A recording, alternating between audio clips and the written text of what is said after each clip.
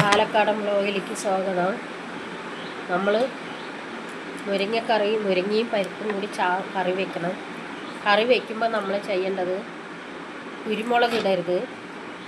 കുരുമുളക് ഇട്ടാൽ അതിൻ്റെ ടേസ്റ്റ് ഉണ്ടായില്ല. നമ്മൾ തക്കാളിയും ചെറിയ ജീരകവും വെളുത്തുള്ളി നിർബന്ധമായിട്ട് ഇടണം, എന്നാലേ ആ കറിയിലേക്ക് ഒരു ടേസ്റ്റ് ഉണ്ടാവുള്ളൂ.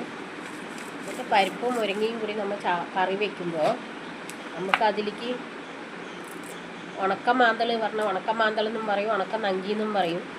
പല ഭാഗത്തും പല പേരാണ്. അപ്പോൾ നമ്മൾ ആ ഉണക്കമാന്തൾ വെള്ളത്തിലിട്ട് നമ്മൾ ഉപ്പ് പോയില്ലെങ്കിൽ നമ്മൾ കുറച്ച് കടലാസ് അതിൽ ചീന്തിയിട്ടാൽ ഒരു കാമണിക്കൂർ അരമണിക്കൂർ വെച്ചാൽ മതി. അരമണിക്കൂർ വെച്ചാൽ മതി. അപ്പോൾ ആ ഉപ്പ് എല്ലാം പോയി കിട്ടും മീനിന്. എന്നിട്ട് നമുക്ക് ഈ കറിക്ക് നല്ലൊരു ചേർച്ചയാണ്, നന്നായിരിക്കും. ഈ മുരിങ്ങ കറിക്ക് നമ്മൾ ഉണക്കമാന്തൾ പൊരിച്ചാൽ നല്ല ടേസ്റ്റാണ്. അപ്പോൾ അതിനെ നമ്മൾ വെള്ളത്തിലിട്ട് ഉപ്പൊക്കെ പോയതിന് ശേഷം വറുത്തെടുത്താൽ പൊരിച്ചെടുത്താൽ നല്ല ടേസ്റ്റാണ്. അതുപോലെ നിങ്ങൾ വീഡിയോ ഇഷ്ടപ്പെട്ടാൽ ലൈക്ക് ചെയ്യണം, സബ്സ്ക്രൈബ് ചെയ്യണം. നിങ്ങൾ ഇങ്ങനെ ഒന്ന് ചെയ്ത് നോക്കണം. ഈ മുരിങ്ങക്കറിക്ക് ഉണക്കമാന്തളാണ് നല്ലൊരു ടേസ്റ്റ്. അപ്പോൾ മുരിങ്ങയും പരിപ്പും കൂടി വയ്ക്കുമ്പോൾ വെളുത്തുള്ളി തീർച്ചയായിട്ടും ഇടണം. വെളുത്തുള്ളി ഇട്ടാലാണ് ടേസ്റ്റ്. വെളുത്തുള്ളി, ചെറിയ ജീരകം, തക്കാളി ഇതൊക്കെ ഇടണം. ഇതൊക്കെ ഇട്ടാലാണ് നല്ല ടേസ്റ്റ്. പിന്നെ ഇല എപ്പോഴും നമ്മൾ ഇങ്ങനെ കുടയണം.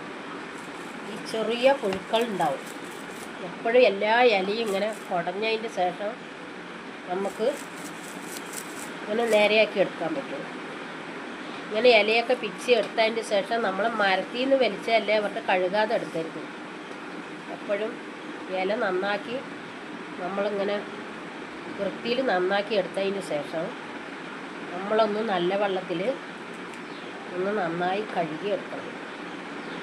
കഴുകിയെടുത്തതിൻ്റെ ശേഷം കാക്കയൊക്കെ പോകുമ്പോഴൊക്കെ വൃത്തികേടൊക്കെ കാട്ടുക. അതൊന്നും ഇലയിൽ വരാൻ പറ്റില്ല. ഇല എപ്പോഴും കഴുകണം. ഇലയിൽ എപ്പോഴും വൃത്തികേടുണ്ടാവും. അപ്പം നമ്മളപ്പോഴും ഇല വൃത്തിയാക്കി എടുത്തതിന് ശേഷം നമ്മളിങ്ങനെ നന്നാക്കി കഴുകിയെടുത്തതിന് ശേഷം കറി മാന്തൾ ഇതിന് നല്ലൊരു ഇതാണ് ഈ മുരിങ്ങക്കറിക്ക്.